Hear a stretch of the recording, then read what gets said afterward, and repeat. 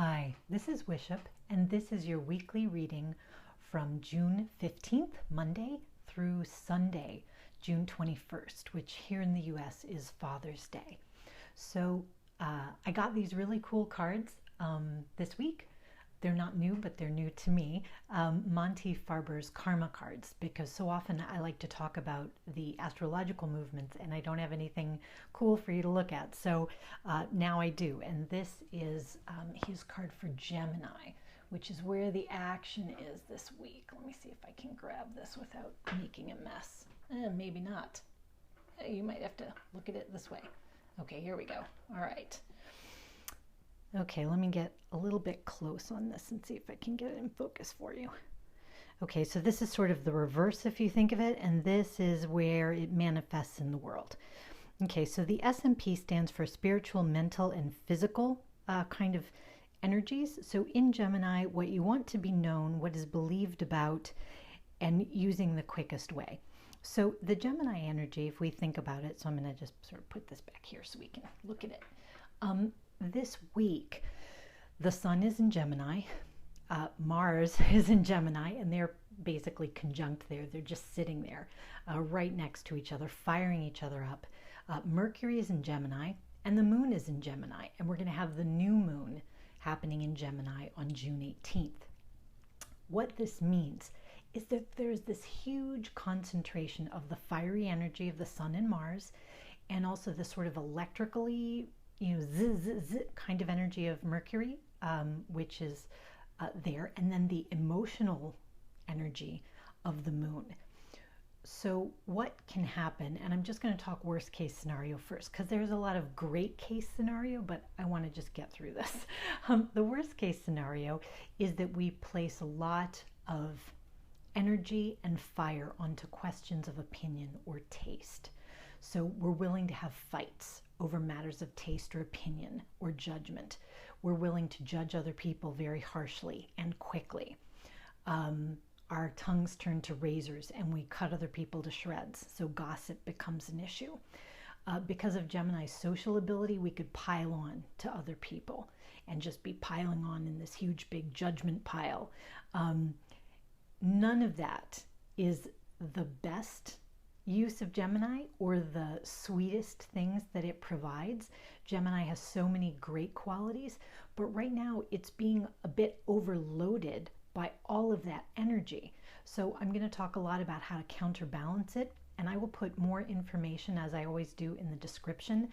I put little notes, annotations to tell you to see more stuff that I don't talk about in the video in the description, but I'm not sure those always show. So anyway, there will be more stuff there. Right now, I've got the cards held up. The cards for the week are being held up by 3 stones. On the right-hand side is jet. I guess maybe I should go left to right. On the left-hand side is bloodstone or heliotrope. In the middle is black tourmaline, and on the right is jet. So these are all very grounding stones. Black tourmaline is thought of as very protective. Jet I think of as a very kind stone because it takes the edge off of harsh situations and feelings. Bloodstone is great. Some people might think it's a little bit too activating when we're trying to calm down fire, but I think bloodstone is so balanced that it actually helps cool the blood. You might also think about carrying a pocket stone or wearing jewelry of jade, because jade is strongly for the heart, but it's also a fever stone. It takes the heat out of things. And what we're going to try to do is stay light and sweet.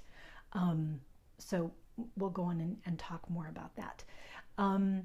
This week for the I Ching, I got, very much keeping with the theme, 62, small is beautiful.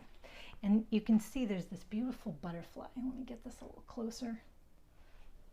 Here's this gorgeous butterfly. And that's actually the metaphor I was thinking about before I pulled the card, or rolled the dice rather, which is how I get this. So this is thunder over the mountain. So it's soared over earth. Okay, so these two things you can think of as sort of, they're in their proper place. Thunder is in the sky. It's the sword energy, that mental energy, and the mountain is the earth, which is that very grounded energy. But you really want to let those stay in their place. So here it says, find the extraordinary in the ordinary, keep it simple, use discretion, slow down, tend to details, and pay attention. And I think this is excellent advice, because all of this slowing down, keeping it simple, this is very much counterbalancing that super Sun, Mars, Mercury in Gemini kind of energy. Because Gemini has to do with the 5th and 6th chakras, the throat and the third eye chakra, basically everything on your face. It can deal a lot with appearances, with how we think we're being perceived. It can deal with judgments, analysis, future tripping, making hypotheticals that haven't happened yet, planning. It can be all about collecting things that people have said and maybe we're going to hold it against them, or it can be about communication, so the things that we're saying back. So in its greatest sense, it's about curiosity, exploration, making new connections. In its greatest sense, it is the bubbles in the champagne. It is effervescent and uplifting. In its worst sense, it's like someone shook up a can of soda pop and sprayed it in your face. It's not that pleasant. So not only are we guarding against ourselves sort of being overly in people's faces with our opinions, with our thoughts, even where we've got great revelations in our own lives, because we've been doing all this great work and we've got these revelations and you want to share it with people, you just want to share it with people, but they're not giving you the response that you want. And then because of the moon in Gemini, you're feeling very hurt about that. You could feel really rejected or hurt. So this is a week, I think, to make sure that when you go into social situations, you are vented first. Whether that means talking in your own bathroom mirror, whether that means journaling, some of the stuff that's heaviest on your mind right now, whether that means talking with a trusted friend. When you go into bigger social situations, it could be weddings or graduations, right? At this time of year, also a Father's Day celebration with a family. You don't want to try to deal with these weighty subjects this week, because there's going to be too much fire behind them. And instead of casting a light on something that needs illumination, you're more likely to be unleashing a flamethrower. And you may also see these things happening. When you see these things happening, try to back out of them, remain light and sweet, and like a little butterfly, go off to a flower that smells prettier. Really keeping things light and being light, which is also a Gemini tendency, keeping on that side of it is going to probably bring you the nicest week. And there are opportunities this week, as I see it, to meet new people and to find kindred spirits.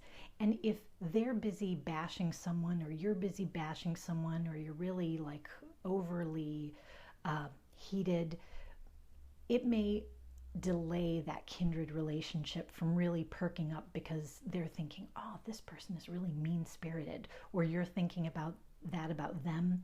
Because what'll happen is these energies will pass, and Gemini is a very conscious sort of sign and very concerned about how people think and feel. And so you're going to get past this energy, and you might feel really regretful if you've gone too far off the deep end with it. So that's another reason. Keep it light, keep it sweet, make it enjoyable. Vent it however you need to vent it. I have to tell you, I had to speak all of this junk to myself so many times before I could even make the video, because I knew I would be blathering on forever. And even now, look how long I've spoken without turning the first tarot card. So let's turn it. Okay, 3 of Pentacles, 2 of Pentacles. Okay, and 9 of Wands. Okay, let me see if I can get this focused a little better. Okay, so I went back to my classic Rider-Waite deck, and this is sort of a week to go back to some tried and tested things. Gemini is so experimental, but in your practices, do things you don't have to think too hard about, because you don't want to have to think too hard about things. And that's sort of one reason I'm talking about things like using a pocket stone, because pocket stones are earthly and they work for you whether or not you're thinking about it. And right now, the opposite side of the wheel, of the zodiac wheel, is retrograde Saturn in Scorpio and retrograde Pluto in Capricorn. And they're sort of like holding down the other side of the wheel against all of this energy in Gemini, and especially Saturn is doing that. So actually rely on them. I know people get scared of those planets, but those dark, grounded, practical planets right now will really help provide balance for you, a counterweight against all this sizzling, short-circuiting upper chakra energy. So think about little practical steps you can take. If right now you are just passionate about a new dream or a new revelation, take some tiny, small is beautiful, practical step in that way, which you can tell people about or not. But that practical step means that when you're busy, wound up about, am I ever going to make progress? You know, this kind of thing, because Gemini can be a little impatient. You will know that you are making progress. You are doing it. And because Pluto and Saturn are both retrograde, I think they do allow you to back out, beep, beep, beep, out of bad situations where people are getting deeper and deeper into arguments and heated opinion trading, and you beep, beep, beep, get your Saturn and Pluto and just back on out of that. Take a walk in nature, be grounded, do something physical that feels good. And I think then you'll be able to have the most effervescent kind of week. You'll be able to find your kindred spirits this week, and you won't get caught up in some of the overheated energy. So what I see here in the tarot cards, we've got the Three of Pentacles, which is a highly collaborative energy. We have the Two of Pentacles, which is, again, balancing. These are both very practical, kind of earthly things. And then we have the Nine of Wands, which can be endurance. And so with the Nine of Wands in reverse, I would say the guidance is not to endure too much. Don't persist too much. Don't stick to your guns. This is a week to let that flexibility just help you relax. And you may find yourself juggling between people, between situations. Do it. Just juggle it. You don't have to make a call. You don't have to make a final decision. Just value the collaboration and value the good relationships, really kind of above all, because there will be time to deal with deeper issues, but this might not be the week for that. So the oracle card for this week is from Colette Barron's read, The Enchanted Map. Ghostlands again. Ghostlands is really just haunting me, to be honest. So this is number 17. And it can be that things are frozen. Things feel caught. In time, you can feel caught in the past. But I think this represents that impatience of feeling frozen. You are not frozen. You are making progress by little steps. Little steps. Let those little steps happen, and then let them support you in this week. And also, because I was talking about keeping things small and sweet, I pulled one of these small and sweet Buddha cards for us to deal with. Oh, look at this. Isn't this nice? Okay. Oops, let me get this so you can see it. Can you see this? Let me see if I can get it focused. Okay, this is mindfulness, which is exactly what we're talking about. You don't want to be overloaded in your mental capacity. You want to be mindful.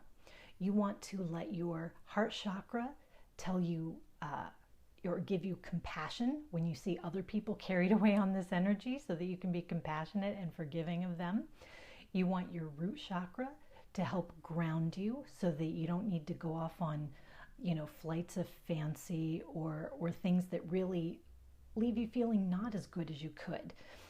This week, we want the fizz in the champagne. We do not want drunken outbursts. We do not want the hangover, and we sure don't want the regrets. So I think that's kind of the thought for the week. I hope that you have an effervescent, beautiful week with kindred spirits, and you have all the fizz and none of the fizzle. Rock on with your effervescent selves.